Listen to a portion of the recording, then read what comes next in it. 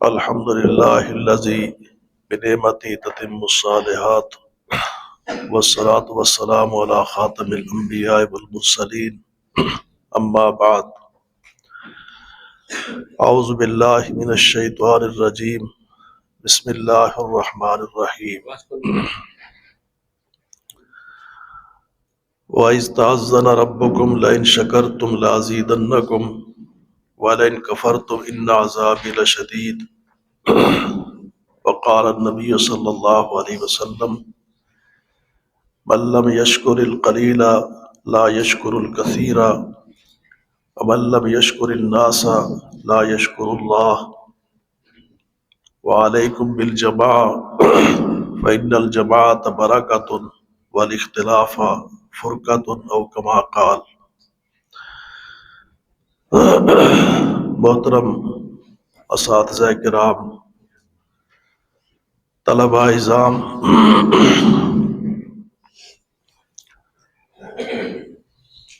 آج کی اس نشست میں کچھ تھوڑا سا موقع بیٹھنے کے لیے نصیب ہوا ہے تو بڑی خوشی محسوس ہو رہی ہے کہ اللہ تبارک و تعالیٰ کے دین کو سیکھ کر اس کا ابلاغ اور اس کی تبلیغ کے سلسلے کے اندر آپ لوگوں کی محنتیں انتہائی قابل قدر ہے، جس میں یقیناً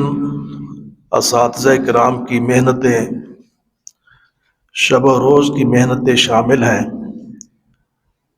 تو میں اللہ سبحانہ و تعالیٰ سے دعا کرتا ہوں کہ اللہ تبارک و تعالیٰ ان محنتوں کو قبول فرمائے اور ان کے ثمرات اللہ سبحانہ و تعالیٰ دنیا اور آخرت کے اندر نصیب فرمائے۔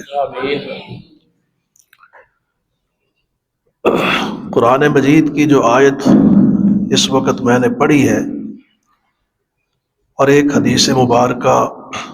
اس کی روشنی کے اندر ایک چھوٹی سی نصیحت کرنی ہے۔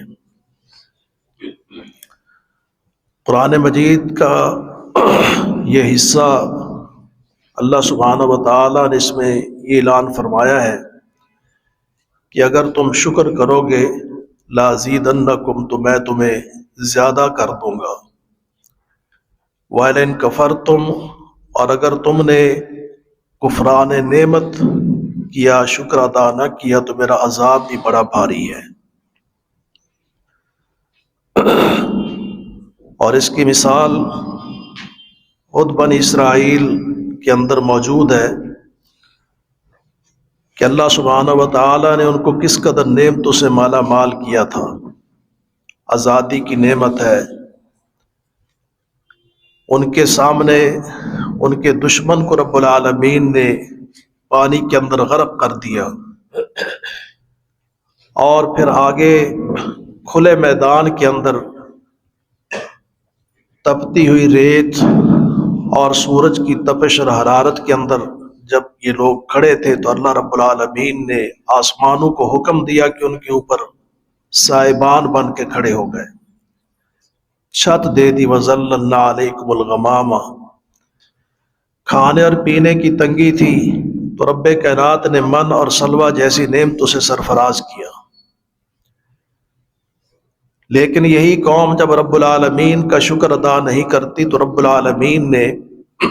یہ ساری نعمتیں ان سے سلب کر لی۔ 12 چشمے پانی کے تھے وہ سوکھ گئے، من اور سلوہ کھانے پینے کی جو نعمتیں تھی یہ بھی ختم ہو گئی، آسمان جو چھت بن کے کھڑا ہوا تھا وہ چھٹ گیا۔ اب یہ لوگ ذلت کی زندگی کی طرف چلے گئے، اور حکم کیا تھا کہ وَإِذْ تَعَذَّنَ رَبُّكُمْ لَئِن شَكَرْتُمْ، کہ اگر تم شکر کرو گے تو میں تمہیں زیادہ دوں گا، وَلَئِن كَفَرْتُمْ إِنَّ عَذَابِي لَشَدِيدٌ، اور اگر تم نے شکر ادا نہیں کیا تو میرا عذاب بھی بڑا بھاری ہے۔ اب دونوں مثالیں موجود ہیں، ایک ان کا غلامی کا دور اور دین قبول کر لینے کے بعد رب العالمین کی مدد اور نصرت، اور اس کے بعد پھر یہ نعمتیں، لیکن ناشکری کا نتیجہ اور اس کا رزلٹ بھی دنیا کے اندر ان لوگوں نے دیکھ لیا۔ تو ہمیں چاہیے کہ ہم سب سے پہلے اپنے رب کا شکر ادا کریں، جو ہم سب کا پالنہار ہے، جس نے ہم سب کو پیدا کیا ہے، اور اس کے بعد ہم اپنے والدین کا شکر ادا کریں۔ انشکر لی ولوالدیک الی المصیر، فرمایا کہ میرا بھی شکر ادا کرو اور اپنے ماں باپ کا بھی شکر ادا کرو، میری طرف تمہیں پلٹ کر آنا ہے۔ ماں باپ اس دنیا میں آنے کا سبب ہیں، اور حکم یہی ہے کہ آپ، اللہ کہتا ہے کہ میرا بھی شکر ادا کرو اور اپنے ماں باپ کا بھی شکر ادا کرو۔ اور اس کے بعد ہر اس بندے کا شکر ادا کرنا ہے جو بھی کسی نعمت کے حصول کے لیے سبب اور ذریعہ بنتا ہے۔ نبی کریم صلی اللہ علیہ وسلم عید کا خطبہ ارشاد فرمانے کے لیے تشریف لے گئے تو آپ نے فرمایا کہ میں نے سب سے زیادہ جہنم کے اندر عورتوں کو دیکھا۔ ایک صحابیہ کھڑے ہو کر عرض کرتی ہے کہ اللہ کے رسول علیہ الصلاۃ والسلام، اس کا کیا سبب ہے؟ تو آپ نے اس کے جو اسباب بیان کیے ہیں ان میں سے ایک سبب یہ بیان کیا کہ تکفرن العشیرہ، کہ تم اپنے شوہروں کی قدر نہیں کرتی، ان کا شکر ادا نہیں کرتی۔ اگر زندگی بھر تمہارے ساتھ وہ احسانات کرتا رہے اور پھر تمہاری طبیعت اور مزاج کے خلاف اگر کوئی بات نظر آئے تو زبان سے یہ کلمہ نکال دیتی کہ میں نے تو کبھی اس گھر میں سکھ اور چین پایا ہی نہیں، تو اس کو کفران العشیر سے تعبیر کیا گیا ہے۔ اور جہنم کے اندر جو ان کے جانے کے اسباب ہیں ان میں سے ایک سبب یہ بھی بیان کیا گیا ہے۔ تو ہمارے لیے یہ بات لازم ہے کہ ہم اپنے اساتذہ کی قدر کریں۔ شکر کا معنی اس چیز کی قدر کرنا ہے۔ اپنے اساتذہ کی قدر کریں کہ جو ہمیں علم الکتاب، علم السنہ، دین کا علم دے رہے ہیں، اور یہ دین کا علم وہ واحد چیز ہے جو انسان کا دنیا میں بھی ساتھی ہے، قبر میں بھی ساتھی ہے، میدان حشر میں بھی اس کا ساتھی ہے۔ تو اپنے اساتذہ کی قدر کریں،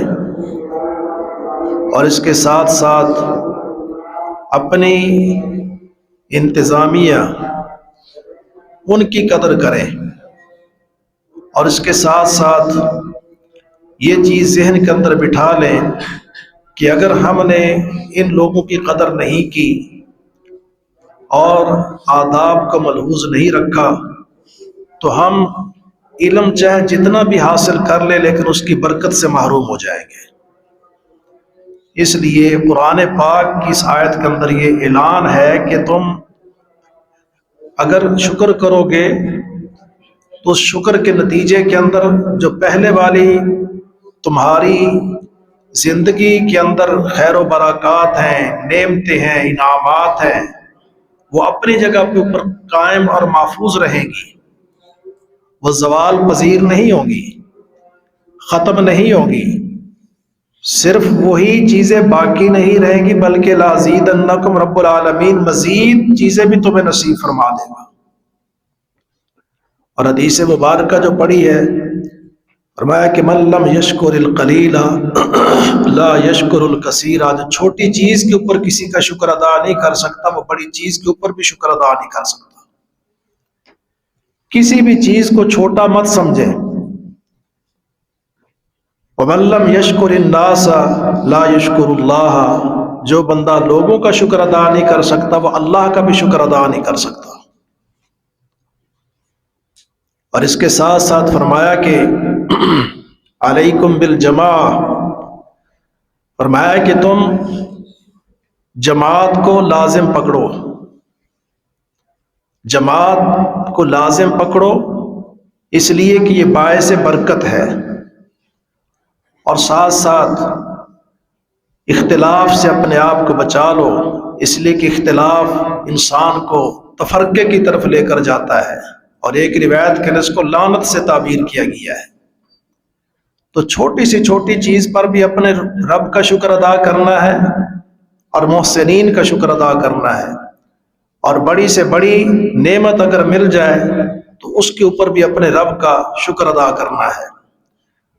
تو یہ ایک بنیادی چیز ہے جس کو ہم نے اپنی زندگی کا لازمی حصہ بنانا ہے۔ طلباۃ العلم کی زندگی انتہائی خیر اور برکت والی زندگی ہے۔ نبی کریم صلی اللہ علیہ وسلم کی حدیث ہے، تدارس العلم ساعۃ خیر من احیاء اللیل،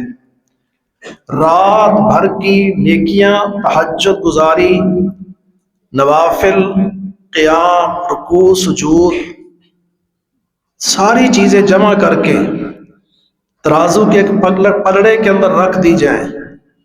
اور ایک بندے کا چند لمحات کے لیے کچھ پڑھ لینا، اس کو ایک پلڑے کے اندر رکھ لیا جائے، تو فرمایا کہ تدارس العلم ساعۃ خیر من احیاء اللیل، وہ رات بھر کی نیکیوں کے بھرے ہوئے پلڑے سے، ترازو سے یہ نیکی اس کے اوپر فائق ہو جائے گی اور یہ نیکی اس سے سبقت لے جائے گی۔ حضرت ابو ذر غفاری رضی اللہ تعالی عنہ کی بات امام بخاری رحمۃ اللہ علیہ نے صحیح بخاری کتاب العلم کے اندر ذکر کی ہے۔ آپ دیکھیں کہ کس قدر علم کے ساتھ وہ جڑے ہوئے ہیں، قرآن مجید کے ساتھ، احادیث کے ساتھ، اور یہی در حقیقت علم ہے۔ باقی جو بھی علوم ہیں وہ وسیلہ اور ذریعہ ہیں اس علم تک پہنچنے کے حوالے سے، اور ان کے خادم ہیں۔ فرمایا کہ لا وضعتم السمسامۃ علی ہذہ واشار الی قفاہ ثم ظننت انی انفذ کلمۃ سمعتها من النبی صلی اللہ علیہ وسلم لانفذتها قبل ان تجیزوها علی۔ فرماتے ہیں کہ دشمن میرے سامنے کھڑا ہے اور تیز تلوار اس کے ہاتھ کے اندر ہے، اور اس تیز تلوار سے میری گردن کو میرے جسم سے جدا کرنا چاہتا ہے، وار کرنا ہی چاہتا ہے، تیار کھڑا ہے، اور مجھے صرف اتنا سا محسوس ہو کہ میں اس وقت ایک کلمہ، صرف ایک کلمہ، سمیتھا من النبی صلی اللہ علیہ وسلم، جو میں نے نبی صلی اللہ علیہ وسلم سے سنا ہے، وہ اپنی زبان پر لا سکتا ہوں تاکہ سن لے۔ لانفذتها قبل ان تجیزوها علیہ، فرمایا کہ اس ایک کلمے کو میں فوراً اپنی زبان سے صادر کروں گا کہ یہ تلوار جو چلا رہا ہے، تو اس کی تلوار کے چلانے سے پہلے یہ کلمہ میری زبان پر اور میرے ہونٹوں پر آ جائے۔ صرف ایک کلمہ، ایک حدیث نہیں، 10 حدیثیں نہیں، 40 حدیثیں نہیں، 100 حدیثیں نہیں، ایک کلمہ۔ فرمایا کہ جو میں نے نبی علیہ الصلوۃ والسلام سے سنا ہے، اگر اس موقع پہ ایک کلمہ اپنی زبان پر لانے کا وقت میرے پاس ہو تو میں اپنے وقت کو ضائع نہیں کروں گا۔ آج ہمیں اپنے وقت کی بھی قدر کرنی چاہیے۔ اللہ تبارک و تعالیٰ نے کس طرح کی نعمتوں سے سرفراز کیا ہے، ہمارے اسلاف کتنی تنگیوں کے اندر اور کس قدر پریشانیوں کے اندر بیچارے علم حاصل کرتے تھے۔ کھانے کے لیے کچھ ملتا نہ ملتا، پہننے اوڑھنے کے لیے کچھ چیزیں ملتی نہ ملتی، گھروں کے اندر سے جا کے کھانا لاتے اور زمین کے فرش کے اوپر، ننگے فرش کے اوپر بیٹھ کر علم حاصل کرتے۔ پہننے کے لیے کتنی دشواریاں ہوا کرتی تھی۔ صفہ کے طالب علموں کو دیکھو، وہ صفہ جو کہ مدینہ کی پہلی جامعہ ہے، پہلا مدرسہ ہے، جس کے معلم امام الانبیاء محمد رسول اللہ صلی اللہ علیہ وسلم ہیں، صفہ کے صحابہ جن کے پاس ایک ایک چادر ہوتی تھی، اور اس کو بھی وہ اپنی گدی کے پیچھے بچوں کی طرح، جس طریقے کے ساتھ ماں اپنے بچے کو کپڑا اڑھاتی ہے، گرہ لگاتی ہے، اس ایک کپڑے کے اندر ملبوس، اور جب چلتے تھے تو رکوع کی شکل کے اندر نیچے کو جھک جھک کے چلتے تھے کہ ہماری کوئی بے ستری نہ ہو جائے، بے پردگی نہ ہو جائے۔ لیکن دیکھیے کتنا ان کا مقام ہے، رضی اللہ عنہم ورضوا عنہ۔ نبی علیہ الصلوۃ والسلام مسجد میں تشریف لے گئے، کچھ لوگ تہجد کی نماز کے اندر مصروف تھے، کچھ لوگ پڑھنے پڑھانے کے اندر مصروف تھے۔ آپ نے فرمایا کہ وہ بھی اچھا کام کر رہے ہیں، لیکن جو لوگ پڑھنے اور پڑھانے کے اندر مشغول ہے، فرمایا کہ یہ ان سے زیادہ اچھا کام کر رہے ہیں۔ پھر رسول اللہ صلی اللہ علیہ وسلم اپنے وجود بابرکات کے ساتھ اس مجلس کے اندر جا کر بیٹھ گئے جس میں صحابہ کرام پڑھنے اور پڑھانے کے اندر مشغول تھے۔ معنی یہ ہے کہ آپ نے اپنا وجود اس پلڑے کے اندر رکھا ہے جس کے اندر طلبۃ العلم اور معلمین خیر ہے۔ من سلک طریقا یلتمس فیہ علما سہل اللہ لہ بطریق الی الجنہ۔ علم کے راستے پر جب انسان چلتا ہے تو جنت کا راستہ ہے، اللہ تعالیٰ جنت کا راستہ آسان کر دیتا ہے۔ جب طالب علم کے لیے اپنے گھر سے نکلتے ہیں، رب العالمین کے فرشتے اپنے رحمت کے پر نچھاور کر دیتے ہیں، رضا لطالب العلم، اور دنیا جہان کی مخلوق حتی الحیتان فی البحر، یہاں تک کہ سمندر کی مچھلیاں اور بلو کے اندر بیٹھی ہوئی چمٹیاں اس طالب العلم کے لیے اللہ تبارک و تعالیٰ سے مغفرت کی دعا کرتی ہیں جو طالب علم کے لیے نکل کر گیا ہے۔ انتہائی بابرکت سفر ہے، سعادت والا سفر ہے، عزت والا سفر ہے، جنت کا سفر ہے۔ تو لہٰذا اپنے وقت کی قدر کیجئے، اپنے اساتذہ کی قدر کیجئے، اور اس کے ساتھ ساتھ جو بھی ہمارے محسنین ہیں کسی بھی حوالے سے ان کی قدر کیجئے۔ اللہ تبارک و تعالی ہمیں ان سب کی قدر کرنے کی توفیق نصیب فرمائے۔ انہی باتوں کے اوپر میں اپنی اس بات کو ختم کرتا ہوں، لیکن ایک بات سب کی طلبہ کی لیے عرض کرتا ہوں کہ قرآن مجید کی جب بھی آپ نے آیات پڑھنی ہے تو سب سے پہلے کیا پڑھنا ہے؟ اذا اعوذ باللہ من الشیطان الرجیم اذا قرأت القرآن فاستعذ باللہ۔ قرآن مجید کی جب آیات پڑھنی ہے اپنا خطاب کرنے کے لیے، تقریر کرنے کے لیے، تو سب سے پہلے آپ نے اعوذ باللہ من الشیطان الرجیم پڑھنا ہے۔ اس چیز کو اپنے پلے باندھ لیجئے، اس کے بعد تلاوت کیجئے، قرآن مجید کی آیات پڑھیے، اور تقاریر اور خطابات کے حوالے سے براہ راست قرآن مجید اور احادیث کی کتابوں کو دیکھیے۔ موبائلوں کے اوپر لوگوں کی تقریریں سن کے یا خطبات اور مواعظ کے اوپر لکھی ہوئی کتابیں پڑھ کے تیاری نہ کیجیے۔ آپ ڈائریکٹ حدیث کے طالب علم ہو، قرآن مجید کے طالب علم ہو، اور مجھے امید ہے کہ انشاءاللہ اسی طرح ہی آپ کرتے ہوں گے۔ قرآن مجید کی آیات، احادیث مبارکہ، جو موضوع ہے اس موضوع سے متعلق کتب احادیث کے ابواب کو چھانیے اور ان میں ڈھونڈیے کہ کیا دلائل ہے۔ اللہ تبارک و تعالی میرے اور آپ کے علم کے اندر برکت نصیب فرمائے۔ اللہ سبحانہ و تعالی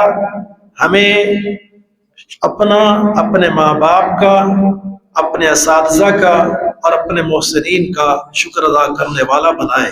سبحان ربک رب العزت عما یصفون وسلام علی المرسلین والحمد للہ رب العالمین۔